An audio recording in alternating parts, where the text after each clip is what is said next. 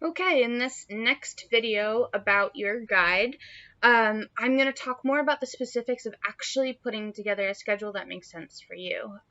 So there's the good news, which is, for you being an undeclared engineer, it's actually pretty straightforward. And if you look at this fall semester, you do see that we are focusing on the classes that are going to be required by every engineering major. These are classes that are very important in that lineup of prerequisites and co-requisites. So there's stuff that will impact future semesters. So it's stuff that you want to make sure that you're getting taken care of right now.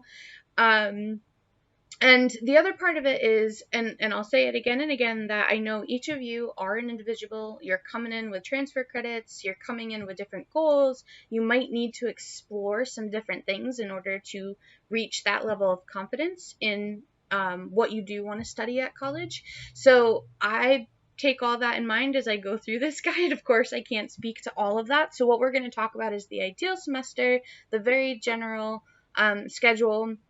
I'm going to remind you that you might be a person who really should make an appointment with me so we could talk about this one-on-one. So I'm going to talk about this fall schedule as it stands in the beginning of this video, and then towards the end of the video, I'm actually going to go into what happens if you're bringing in other credits with you, and you might be knocking out some of these classes in your first semester. So let's start by breaking down this fall semester. So the first thing we see here is Engineering 1700. It's Introduction to a Better World Engineering. Again, to remind you that we do have footnotes on the bottom that can talk to you about each of these classes a little bit more.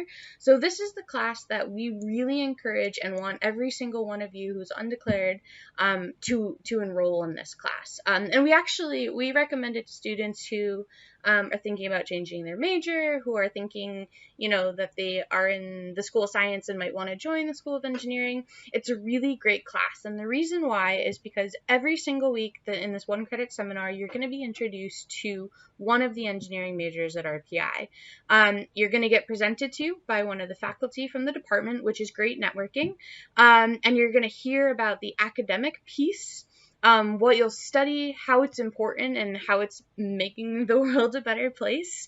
And you're also going to learn about the research and all the levels of education that go on in that department at RPI. First time last semester, we introduced a new program that joined this class. The program is called Industry Hour.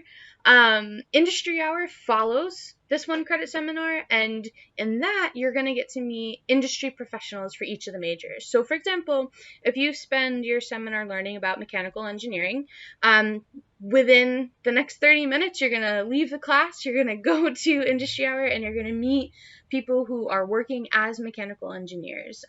Many of these are alumni or they're friends of the RPI community, and we even get current students who've done internships and co-ops so they can talk about that experience too.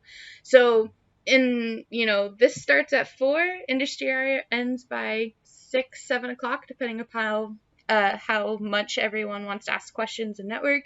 And within that time, you're going to know about the academics. You're going to know about what your day-to-day life is going to be like when you graduate.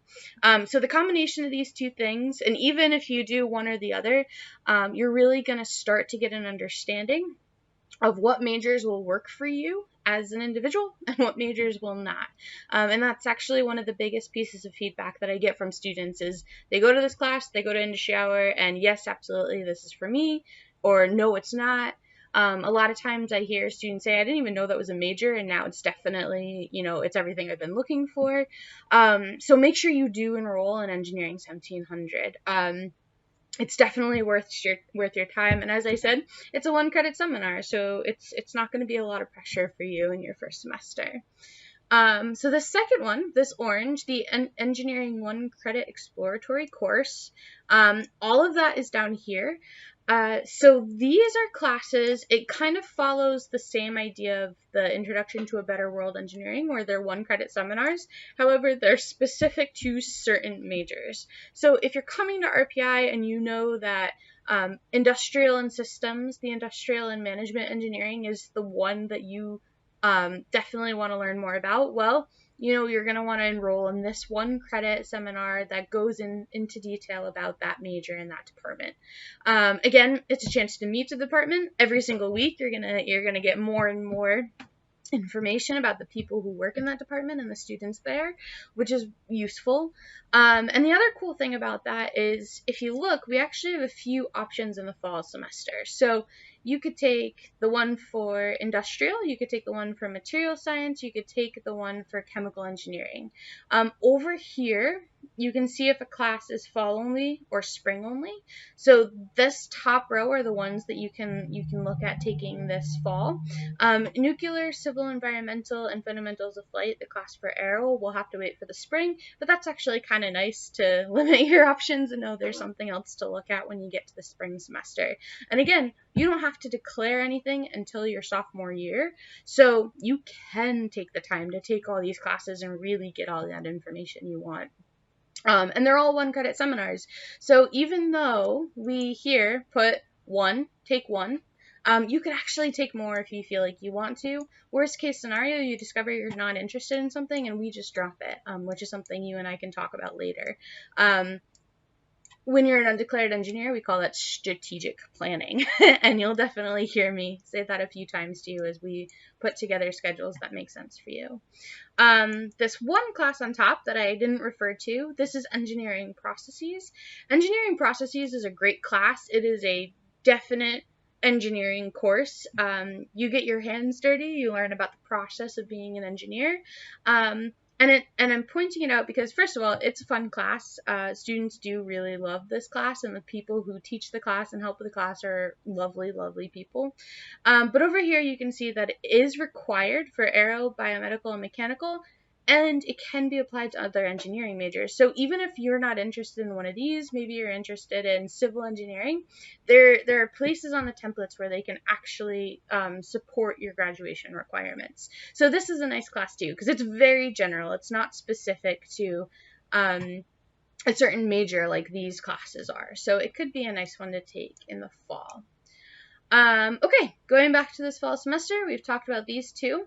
The rest of this is very, very straightforward. So, of course, we see Physics 1, we see Calculus 1, we see Chemistry, and I will talk about what a Haas is in just a couple minutes.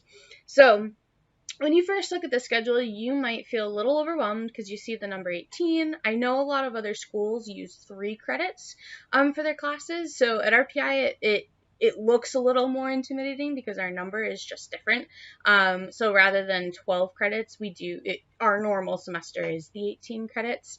And just to reiterate, 12 is full-time at RPI, so you need to make sure you're enrolled in at least 12 classes, but it's that 16 to 18 credits that keeps you on track to graduate in the 4 years.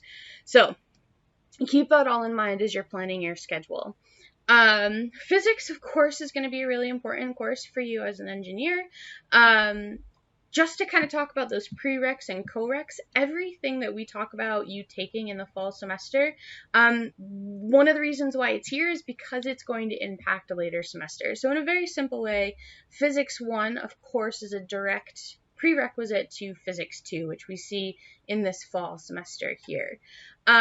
Calculus 1, of course, is going to be a prerequisite to Calculus 2. Calculus 2 is going to be a prerequisite to this math course here. Chemistry is another class that does impact a lot of the engineering degrees. So if you're interested in material science or mechanical engineering, there's a class that you're going to want to take in your spring semester, which would probably fit into this slot right here. And because it's a prerequisite, it means you wouldn't be able to take this course unless you took chemistry. Chemistry is a unique one. Chemistry is, if it's not required by an engineering degree, there's absolutely a place for it on a curriculum, but it is a requirement for most engineering majors.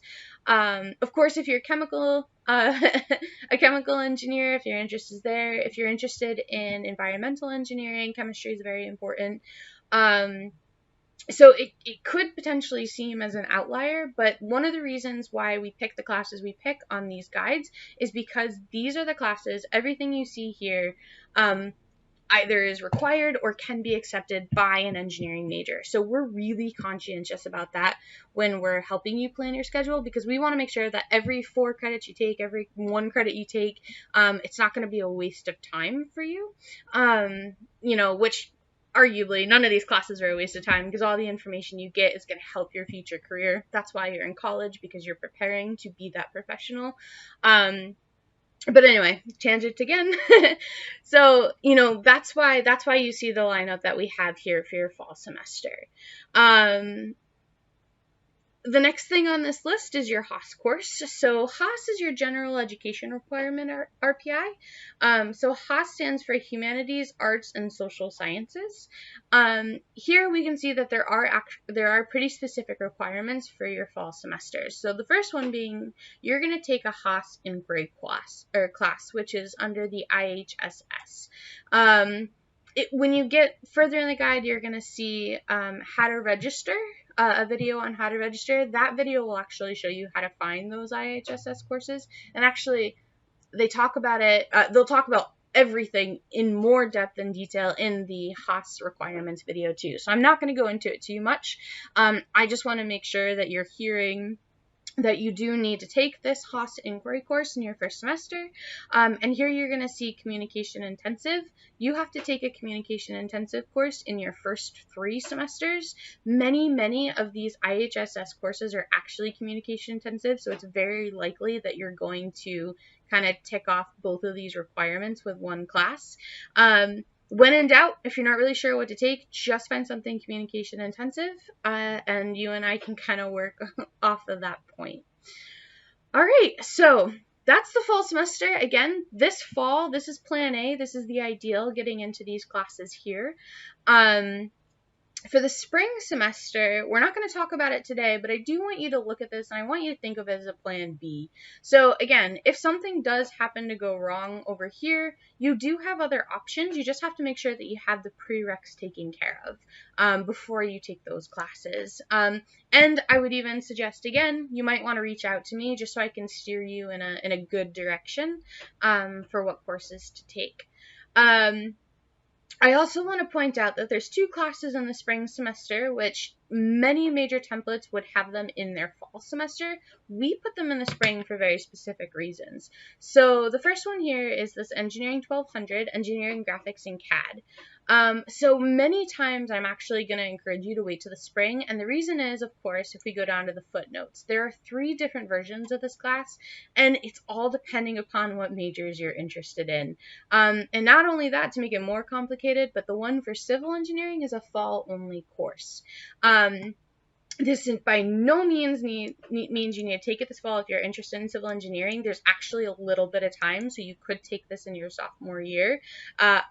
If that sounds like I'm talking to you, if you think you're interested in civil engineering, reach out to me, and we can talk about that more. But there are some alternatives to this course, and based on student feedback, I could actually put you in that's more preferable to your goals. So my advice is to wait on taking a CAD class. And the other class that you would see is this one here. So it's Engineering 1100, Introduction to Engineering Analysis. So this course is in your spring semester for a couple of reasons. So first and foremost, many student feedback is that taking Physics 1 first is actually helpful to the content and the learning of Introduction to Engineering Analysis, which we refer to as IEA. So if you're someone who hasn't taken physics for a while in high school, maybe you did AP Physics, but you don't really feel confident in what you learned in Physics 1, I would strongly encourage you to take Physics in the fall and save IEA until the spring. There's no reason to rush it. Again, the only major that you might want to think about taking it in the fall is civil engineering. Again, I would have you reach out to me if you think you want to be a civil engineer. But for everyone else, like I said, there's no rush to taking it. If you did do physics, you are bringing in a Physics 1 credit, and you feel awesome about physics, by all means, you can totally pull IEA over. We'll talk about that more in a minute, though. The other reason why I encourage you to leave IEA in the spring semester is because of this. So there is an alternative. So if you're interested in ECSE, they actually have their own version of IEA, and it is so specific to the major that it's really going to be beneficial for you to take the version that is kind of required for the major you're in. Additionally, IEA can be accepted on every single engineering curriculum. Again, that's why it's sitting here, right? This course, Introduction to ECSE, will not be accepted on any majors except for computer systems and electrical engineering. So if you're someone who might be considering one of those two majors and you're also thinking, well, I really like mechanical, it might be a good choice to postpone taking either of these. Although I will let you know that sometimes I have students who take both because they use this class and they use this class to kind of decide what major is right for them. Again, that all stems back to you have a whole year and then some to make a decision about your major. So sometimes, it's okay to really go through and thoroughly explore all your options. Once you pick your major, you're in it and it's great. You're good to go. So there's no reason to not take that time for yourself. Okay, so this is where I'm going to stop talking about the general, and I am going to start talking about what happens if you're going to bring in some credits with you, whether they're AP or other credits. So everyone else, if you're not bringing anything in, feel free to exit out of this video and continue on with the guide. For those of you bringing in credits, let's continue.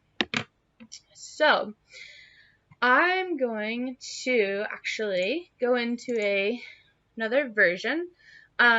This is easier because I can keep it zoomed in. It won't keep zooming out on me as I draw.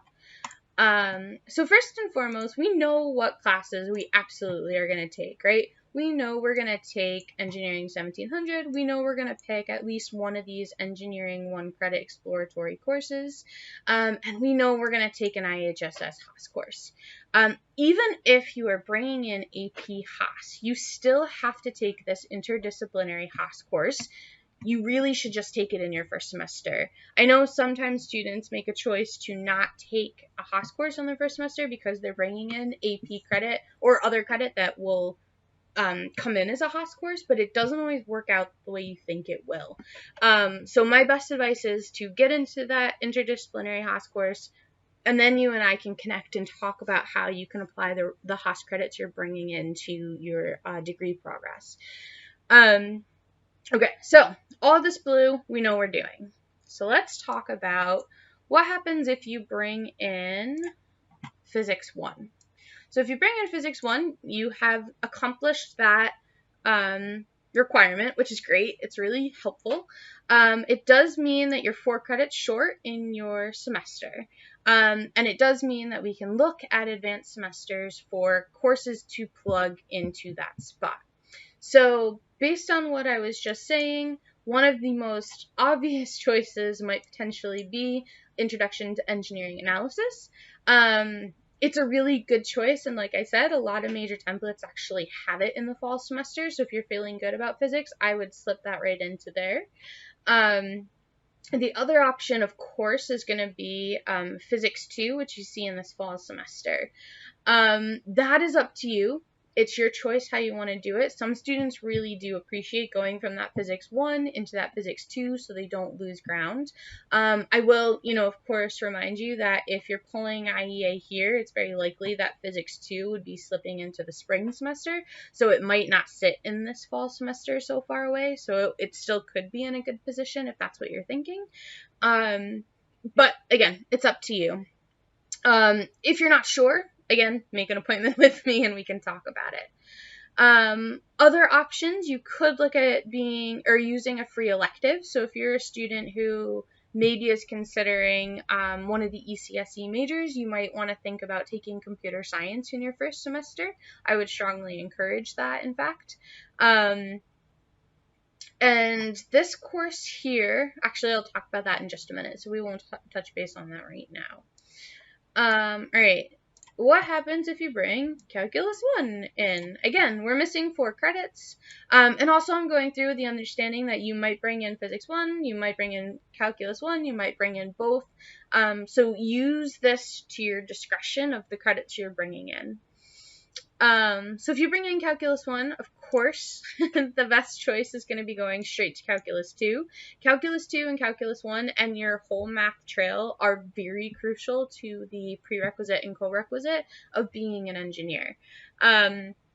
If you're also a student who's bringing in Calculus 2, this is where there are some things to consider and to think about. So on this guide, you will see that the next math course listed is Math 2400, Introduction to Differential Equations. The reason why this class is listed on the guide, and let's go back, this course, this Math 2010 multivariable calculus is not listed, is stated right here. So differential equation is required by all engineering majors. It is definitely something that is a prerequisite and co-requisite to other classes on all major templates in engineering. Multivar is not required, and it doesn't always come into the prereq or co-requisite path. So if you love math, of course it's a great choice for you to take, but if you don't love math, I would steer you away from taking multivariable calculus, because depending upon the major you choose, you might ultimately not end up needing it. So differential equations is my recommendation. Of course, again, everyone's individual, so you might have a reason why multivar makes more sense to you. Maybe you're looking at the other major templates and you see that it is a requirement for the majors you're interested in. By all means, if that's the case, go for it. Take multivar. But for the general populace, DiffEQ is definitely the safe choice. All right. So if you're coming in with chemistry, this is where, of course, it's going to be a little bit more interesting because we don't see like chemistry 2 on here. We don't see biology on here. The reason for that is that chemistry 2 and biology are not required by all engineering degrees. They are required by some, so you could look into the major templates of the majors you're interested in, and if you discover that biology is a requirement or something that you could take, or if you see that calculus 2 is something you should be taking, or sorry, chemistry 2 is something you should be taking, that's a choice right there. You could absolutely do that. What you could do is call that your free elective, and kind of move those 4 credits over. That's an option that you could do. The other thing that you could do, I kind of alluded to this class earlier. So this is Engineering 2600, Modeling and Analysis of Uncertainty. So this is another class. It is an engineering course. It's engineering statistics. It is, if it's not required by a major, it can be applied to a requirement of a major. So that's a very broad statement. I can show you specifically, depending upon your case, how it would work for you in the majors you're interested in. Basically, again, saying this is a very safe class to take. The only prerequisite that it has is Calculus 1. So if you're bringing in Calculus 1, you could also choose to take Modeling and Analysis of Uncertainty. I wouldn't take it in place of DiffEQ or Calculus 2. I would encourage you to take one of those 2 first, because again, these do go with your prerequisites and your co-requisites. Modeling and Analysis of Uncertainty is not, it is in some majors, but for the most part, it's not a prereq or a co-req to anything else on the template. But if you're bringing in chemistry, this shows you that there are directions you could look at. If you're bringing in one or the other, you could always look at IEA. You could always look at other free electives. Again, computer science, depending upon the majors you're interested in. Physics 2 is an option if you have Physics 1. So this is a very general summary. I know it can get complicated, and everyone's going to bring in different AP credits, so this by any means is not a simple thing to talk about in a general sense, but hopefully you can kind of use this to open up your guide, download it, print it, however you want to do it, start crossing off what you know you're going to take care of, and then see what the options are on the other side. Again, that's where I can come into play. You can make an appointment with me and we can talk about your schedule. And again, it is my job to be the puzzle person and to put together multiple majors that you're interested in, so don't feel like you're in this alone. All right, that is where I'm going to leave that video.